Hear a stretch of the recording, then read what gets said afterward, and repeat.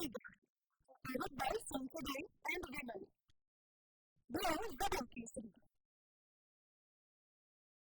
Associate sponsor UltraTech cement. સમાચાર સુરતમાંથી કે જ્યાં નિલેશ કુંભાણીનો કોંગ્રેસ પર સૌથી મોટો આરોપ, કોંગ્રેસે મારી સાથે મોટી ગદ્દારી કરી. મારી પહેલા 2017માં કોંગ્રેસે ભૂલ કરી હતી. મારે આરોપો લગાવીને કોઈને મોટા નથી કરવા. હું અત્યાર સુધી મારા ઘરે જ હતો. મારે ભાજપ સાથે કોઈ લેવા દેવા નથી તેવી સ્પષ્ટતા પણ કરી છે. મારા ઠેકેદારો કોંગ્રેસના જ કાર્યકરો હતા. અમે પિટિશન દાખલ કરવા નીકળ્યા ત્યારે જ કોંગ્રેસે વિરોધ કર્યો હતો. સુરત કોંગ્રેસના જ કેટલાક લોકો મારો વિરોધ કરે છે.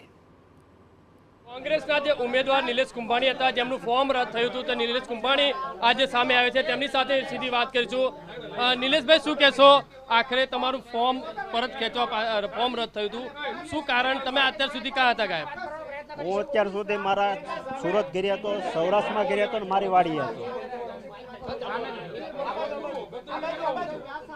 બોલો, શું કહેશો? અત્યાર સુધી ક્યાં હતા? આજે મીડિયા સામે આવવાનું કારણ શું? કોંગ્રેસ પાર્ટીને મારા નિવેદનથી કાંઈ નુકસાની ન જાય. પરેશભાઈ ધાનાણી ને શક્તિસિંહ ગોહિલ સાહેબની શરમને હિસાબે, એ મારા વડીલ છે, એમની શરમને હિસાબે આપણે મારા નિવેદનથી કાંઈ નુકસાન ન જાય. બાકી 2017માં કોંગ્રેસે મારે ઉપર શું કર્યું છે તમને બધાને ખ્યાલ છે. 2017માં કોંગ્રેસનું કામ હું કરતો હતો. કોંગ્રેસે પણ મને ટિકિટ આપી. છેલ્લી ઘડીએ ટિકિટ કાપી નાખી એનો વાંધો નથી. પછી મને કહેતા નથી અને મને કહે છે તમે ફોર્મ ભરી આવો. ઠેકેદારો જે લોકોએ જે સહી કરી છે, તમારી સમક્ષ કરેલી કે નહીં? નહીં, મારી સમક્ષ નથી કરી. મારે ડોર ટુ ડોરનું કામ ચાલુ હોય ત્યારે હું રાત્રે આવીને મારે ફોર્મમાં સહી કરેલી હતી. મારી સહી ઓરિજિનલ છે.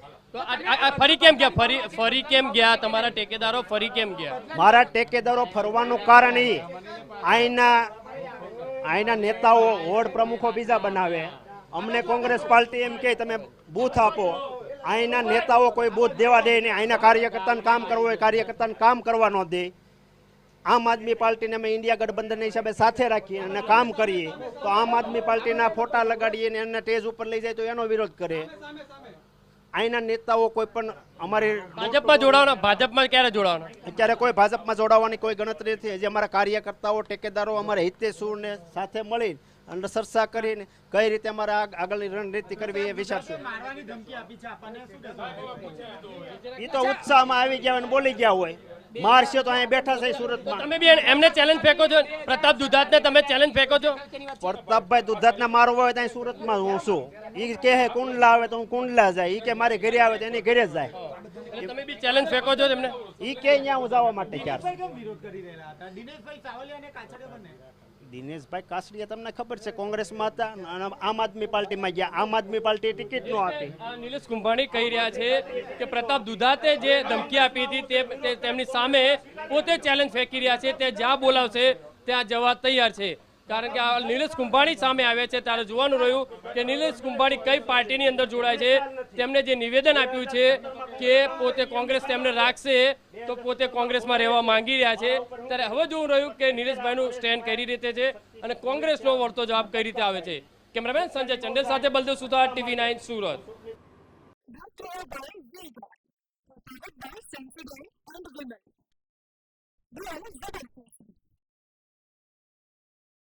Associate sponsor UltraTech cement.